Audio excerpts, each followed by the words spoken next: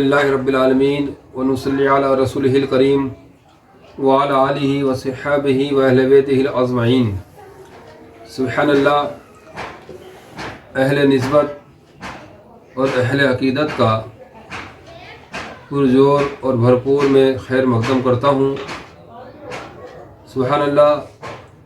ماہ ربیع الثانی کا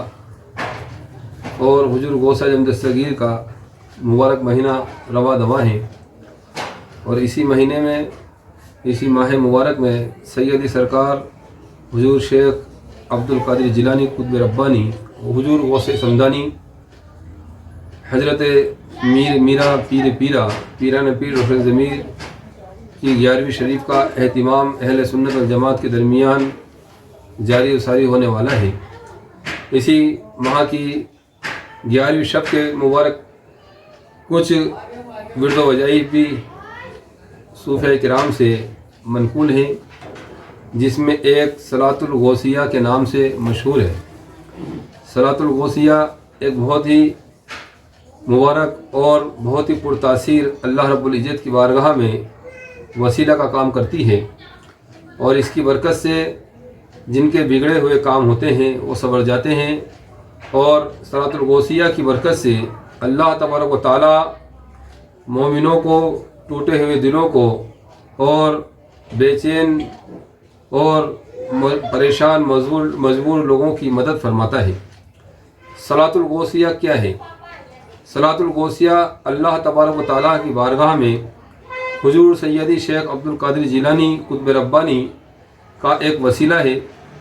اور آپ کی طرف سے یہ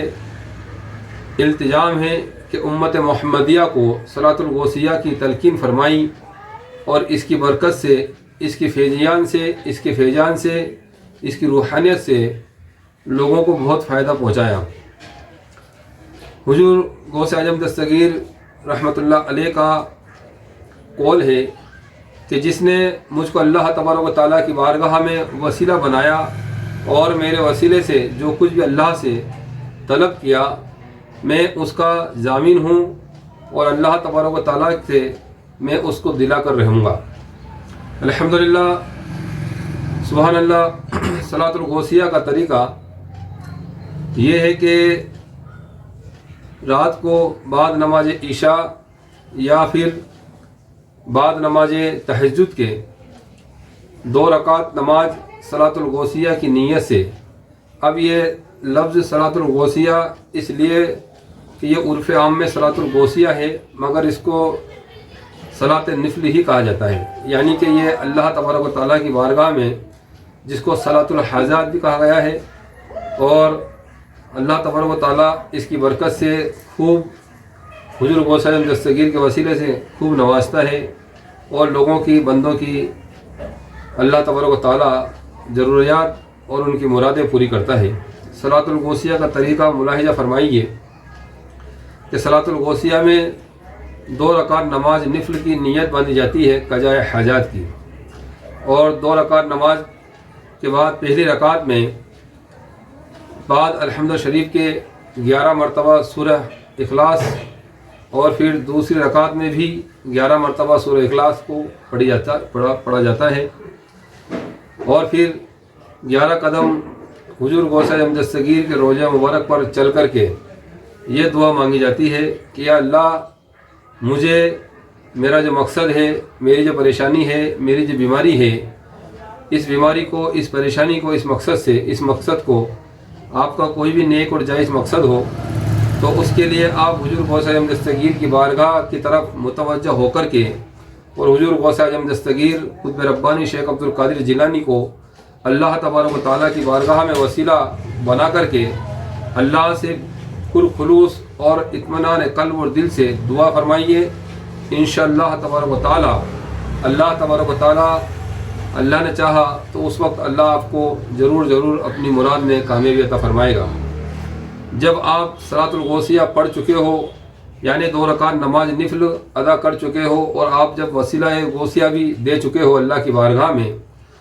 تو اطمینان اور سکون سے 2 جانب بیٹھ کر کے اور اپنے قلب کی طرف متوجہ ہو کر کے آپ حضور غوث اعظم دستگیر کے روضہ مبارک کا تصور اپنے دل میں جمائیں اور دل ہی دل میں یا شیخ عبد القادر جیلانی شین للہ مدد باجن اللہ، یا شیخ عبد القادر جیلانی شین للہ مدد باجن اللہ، یا شیخ عبد القادر جیلانی شین للہ مدد باجن اللہ کا تصور کرے، اور تصور کرتے ہوئے من ہی من میں آپ کو یہ پڑھنا ہے، اور پڑھتے پڑھتے محو آپ کو کیفیت طاری ہو جانا چاہیے۔ اتنی کثرت سے پڑھے اور اتنے دل جمعی کے ساتھ، حضوری قلب کے ساتھ، اور اتنی پرخلوص اور انکساری اور توجہ سے پڑھے کہ آپ کے آپ کی آنکھوں میں اشک آ جائے، یعنی آپ کی آنکھوں میں آنسو آ جائے، اور آپ کا دل بالکل موم کی طرح ہو جائے، اور دل پر ایک رقت طاری ہو جائے۔ جس وقت آپ پر رقت طاری ہو جائے، اسی وقت آپ کو با ادب کھڑے ہو کر کے حضور غوث اعظم دستگیر کی بارگاہ میں دوبارہ وہی کلمات دہرانے ہیں دعاؤں کے جو ہم نے بتائے ہیں کہ یا شیخ عبد القادر جیلانی شین للہ مدد باجن اللہ، یا شیخ عبد القادر جیلانی شین للہ مدد باجن اللہ۔ اب آپ کو یہ اتنی آواز میں دہرانا ہے جتنی آواز میں آپ اپنے کانوں سے سن لیں۔ الحمدللہ، کوئی بھی حاجت ہو، کوئی بھی پریشانی ہو، کوئی بھی مصیبت ہو، کوئی بھی بیماری ہو، آپ اس کا تصور کر کے اپنی حاجات کا، اپنی مصیبت کا، اپنی پریشانی کا اپنے دل میں، اپنے من میں تصور کر کے حضور غوث اعظم دستگیر کی بارگاہ میں یہ عرض پیش کریں کہ یا سرکار سیدی، میں آپ کو اللہ کی بارگاہ میں وسیلہ بنا رہا ہوں، اور میں اللہ سے اس بات کا امیدوار ہوں کہ اللہ تبارک و تعالیٰ آپ کی ولایت، آپ کی روحانیت، آپ کی غوثیت کے صدقے میں میری فلاں فلاں پریشانی، میری فلاں فلاں مراد پوری کر دے۔